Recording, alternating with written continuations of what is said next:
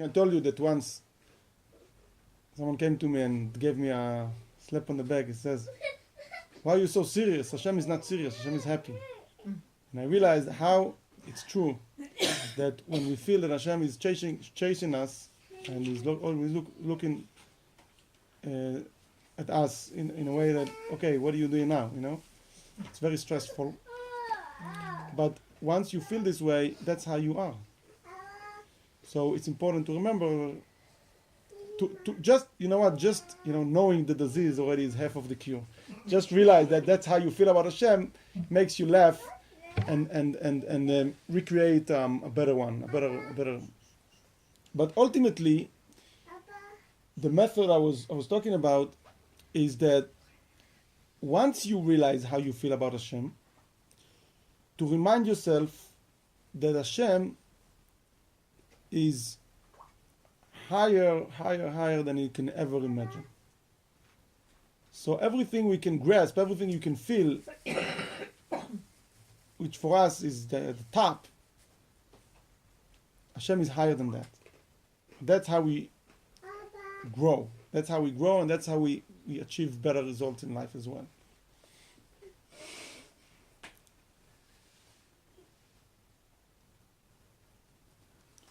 So, the fact that in the story, Achashverosh is coming first, and we feel that we live in the days of Achashverosh, that itself is sad. Because Hashem is much more than just Achashverosh.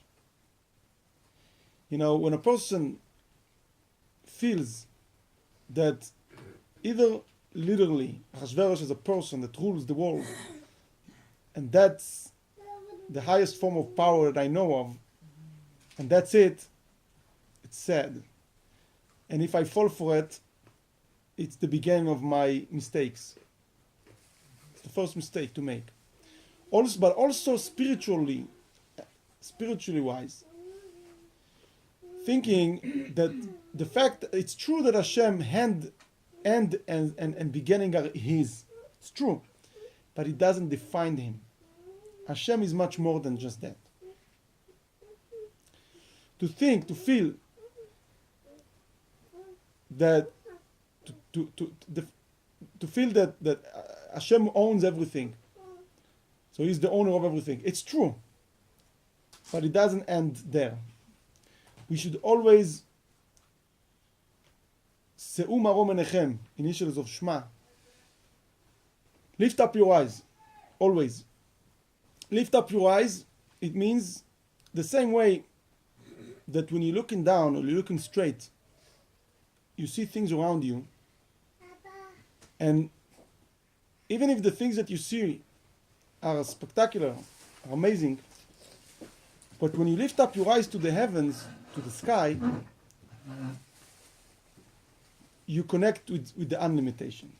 You raise your attention to attend the unlimited.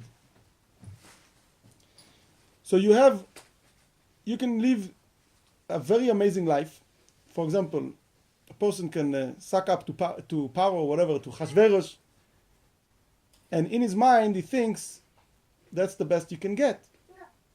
Right? Chashverosh is the king. He's God.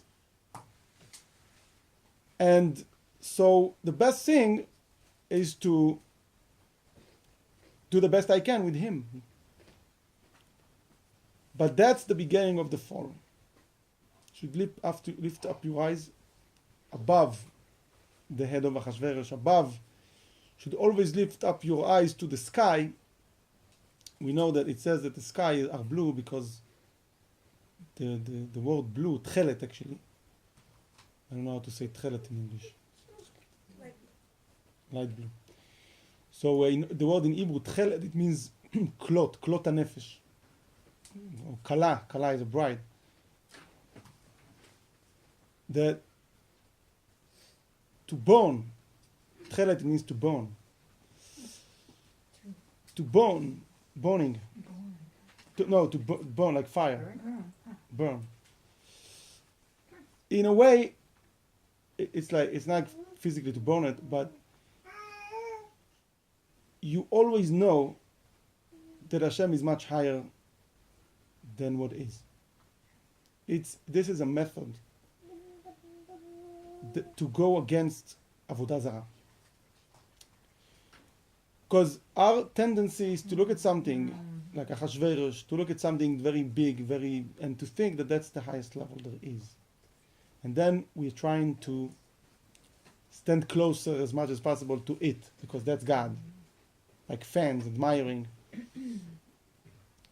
That's not God. That is an aspect of God, but there are endless aspects of God, and neither of those aspects really capture God.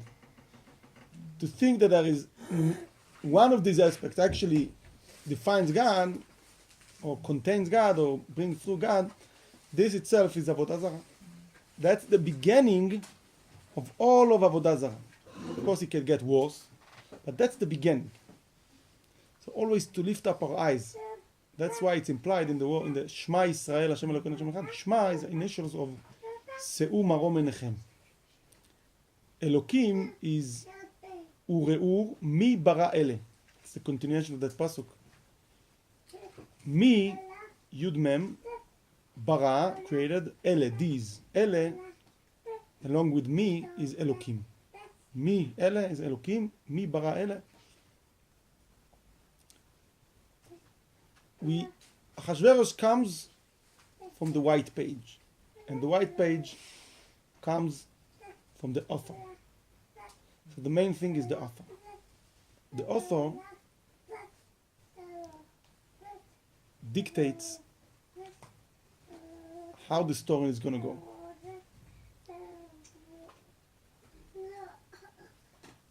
By remembering the author, we become the author. We become powerful. To have a connection with the author make you an influence to the story, to how the story is going to be.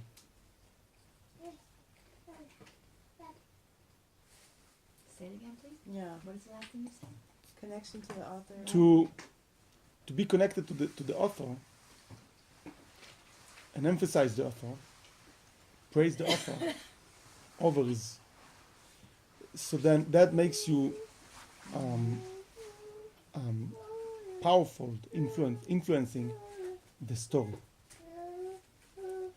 Okay, to emphasize the author, to connect to the author, make you influensive on the story.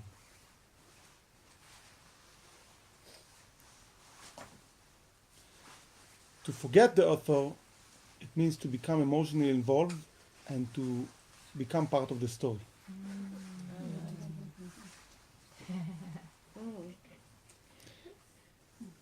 The story is about you. So to be a creator or a creature. Creative.